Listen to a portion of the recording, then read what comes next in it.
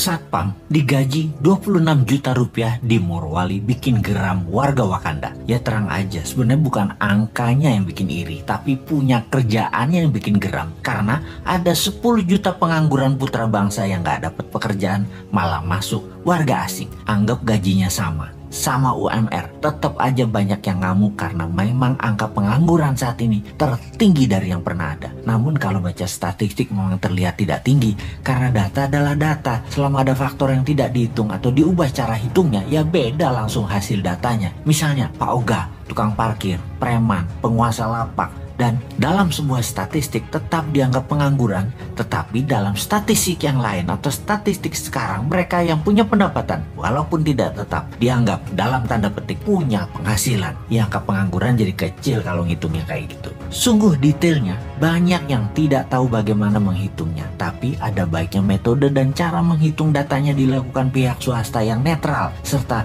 oleh banyak lembaga seperti Moody's, S&P atau Standard & Poor's dan lain sebagainya. Jadi kita kembali ke topik aja deh.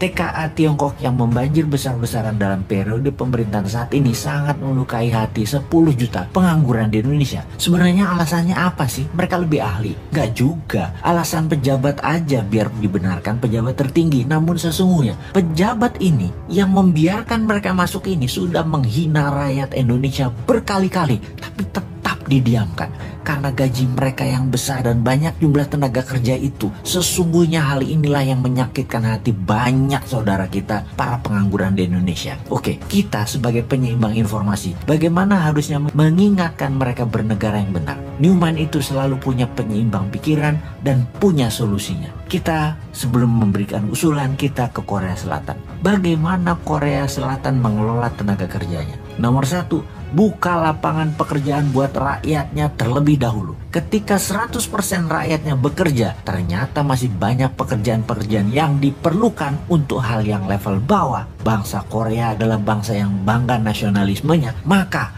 pekerjaan level bawah itu diberikan ke orang asing atau tenaga kerja asing. Buruh pabrik kasar, pembersih sampah perkotaan, suster di rumah sakit, dan banyak lagi diambil dari tenaga kerja asing. Intinya, warga Korea Selatan dilayani tenaga kerja asing. Begitu juga Hong Kong, Taiwan, Saudi, dan banyak negara lainnya, termasuk Malaysia. Mana mau orang Malaysia kerja di kebun, mending tenaga kerja asing yang melakukan dirty work itu. Dan dari beberapa negara tersebut, warga Indonesia atau buruh migran Indonesia adalah putra Indonesia yang tidak disediakan oleh pemerintah lapangan pekerjaan itu jadi budak di negeri orang. Singkatnya, kalau di negeri Wakanda, asing yang didahulukan dan dilayani oleh warga Wakanda dan pejabat Wakanda. Sedangkan rakyatnya Wakanda dianggurin plus disuruh kerja ke luar negeri jadi budak melayani bangsa asing. Jadi budak melayani bangsa asing. Solusinya Newman bagaimana? Tentunya solusi yang kita berikan pada old might penguasa. Solusinya Newman bagaimana? Solusinya adalah UKM Indonesia yang memberikan 97%